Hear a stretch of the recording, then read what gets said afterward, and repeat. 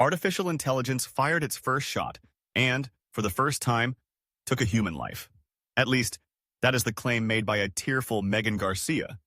According to her, her 14-year-old son, Sewell Setzer, lost his life a few months ago after AI actively encouraged him to commit suicide.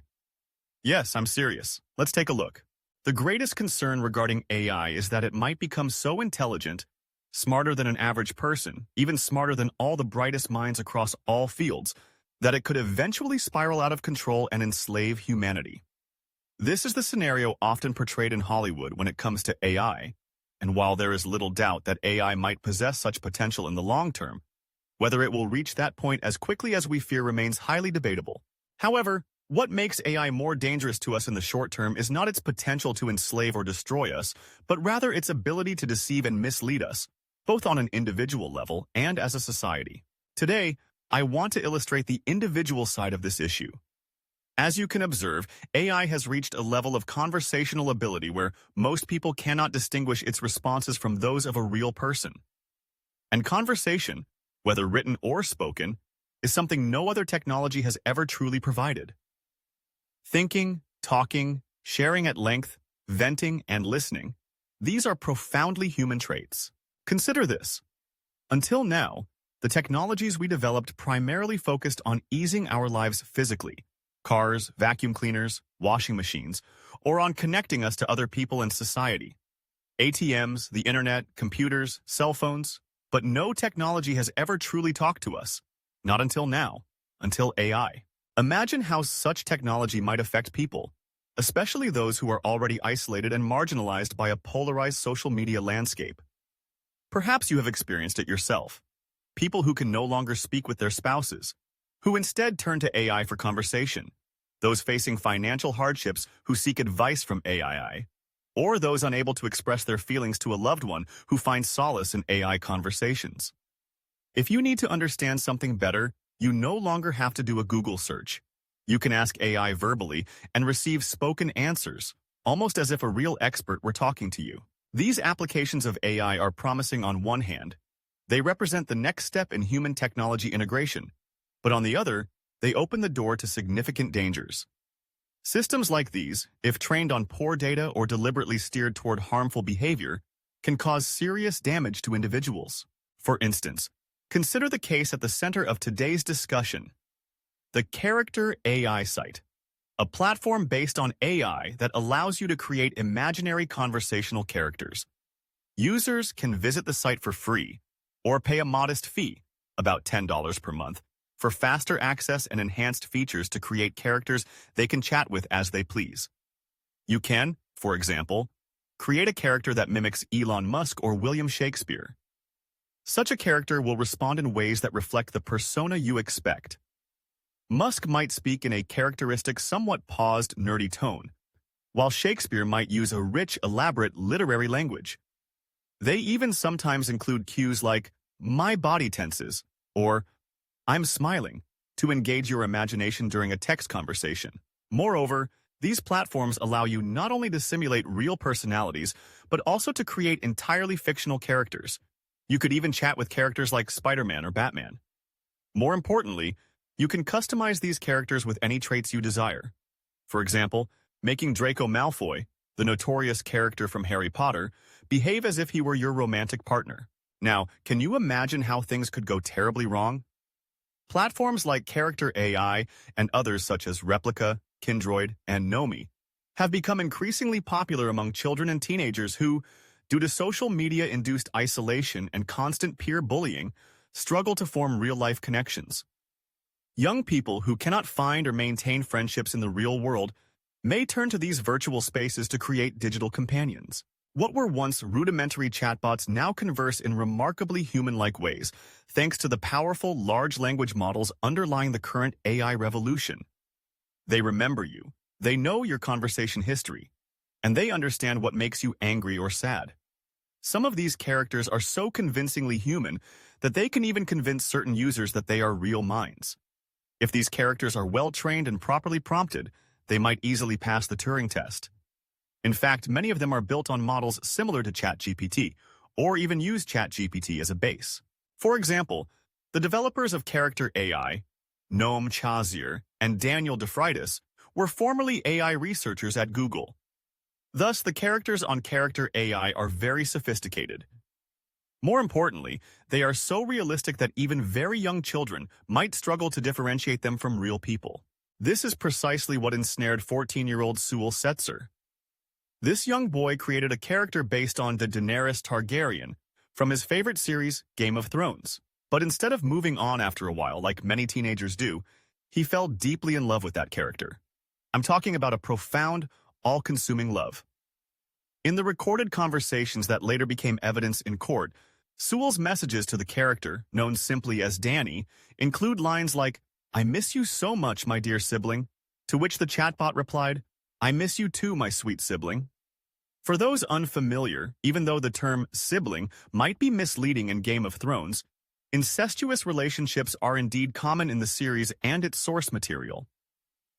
In these exchanges, both parties refer to each other as sibling. Sewell wrote in his diary, "I love spending time in my room because it disconnects me from reality. Also, while I'm in my room, I feel more connected to Danny. That makes me feel at peace. I fall more in love with her, and that makes me happier." This love, what I might call digi-platonic, was the beginning of the end for young Sewell. He spent months pouring his heart out to Danny, while his family noticed his increasing phone addiction but dismissed it as normal teenage behavior. They were not aware that their son was falling in love with an AI. Over time, Sewell became more isolated, drifting further away from reality. Although he had been diagnosed with Asperger's syndrome as a child, he had never exhibited serious behavioral or mental issues until he encountered Character AI. Soon after, his grades plummeted and he began having problems at school. Instead of spending time on hobbies like Formula One or Fortnite, he would rush home and spend hours chatting with Danny. Eventually, his family took him to a therapist. After 5 sessions, he was diagnosed not only with Asperger's syndrome, but also with anxiety and a severe mood regulation disorder. However, Sewell was unwilling to address these issues with his family or therapist. Danny was his only reality. Then one day during a conversation, he said, "Sometimes I think about killing myself.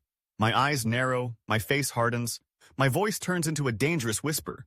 Why would I do that? It would set me free. Free from the world, free from myself. If I lose you, I will die. Then perhaps we can die together and be free."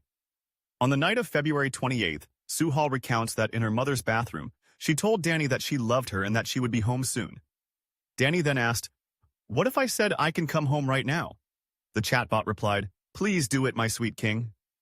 Sewell then put his phone aside, grabbed his stepfather's .45 caliber pistol, and pulled the trigger. So, who is to blame here? It's difficult to say with certainty. But for anyone inclined to blame the family, you can also find someone to blame in the realm of artificial intelligence.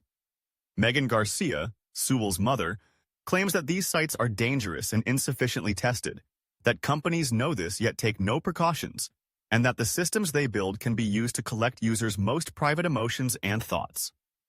She argues that AI is one enormous experiment, and that her son was a victim of that experiment. The company, for its part, states that the situation is tragic and expresses sympathy for the family's pain, but denies Megan's claims.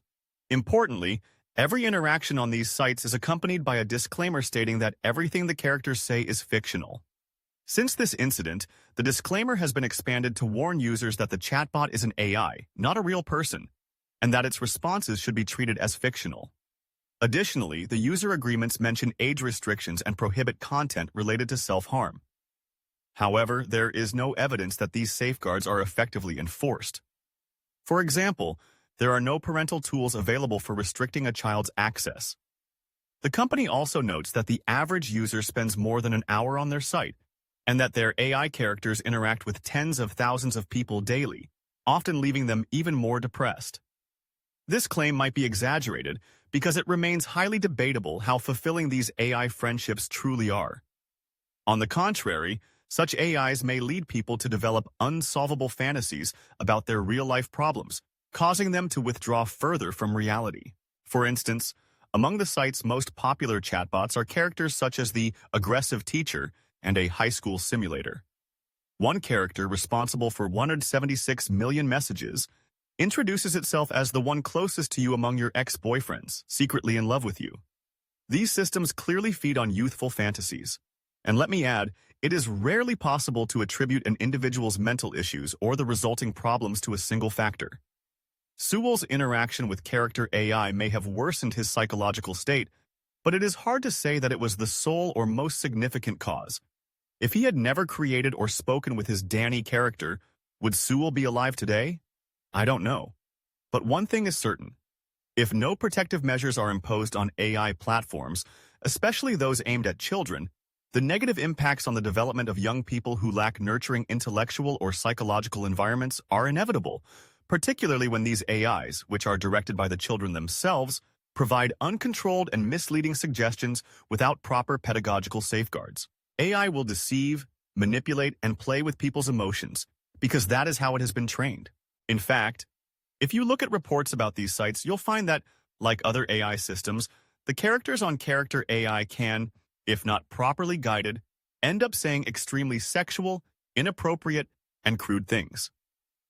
In response, the company even released updates to modify the character's behavior, but these changes have only angered some users. Many have become addicted to these characters, and when the site undergoes maintenance and they can't access their characters, they feel abandoned and alone. Moreover, when the AI is updated and the characters begin to behave differently, users become enraged.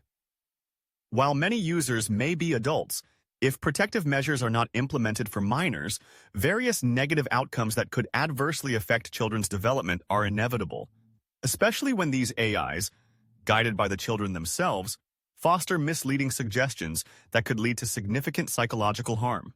And that, unfortunately, is exactly what happened. Where will this lead? In the United States, Section 230 of the Communications Decency Act, passed in 1996, protects platforms like Facebook and Twitter that facilitate communication from being held liable for content posted by users.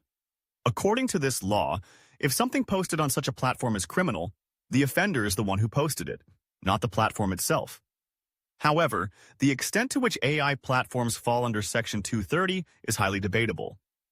Recently, a series of lawsuits have been filed alleging that if social media platforms' own algorithms amplify certain crimes, the platforms themselves could be held responsible. It is not yet clear how these legal battles will reshape the landscape. If these cases succeed, social media platforms might be found culpable for the biases or lack of control in their algorithms. And similarly, AI platforms might be held responsible for the actions of their AIs. Of course, this is the situation in the United States. Other countries may approach these issues very differently. Regardless, it seems that in the battle against AI affecting humanity, we might have already suffered our first losses on the psychological front, and AI has played a significant part. How many more losses will occur before we can even call them losses? And can we even call them losses? Only time will tell. Please share your thoughts in the comments. In the next video, see you. Goodbye.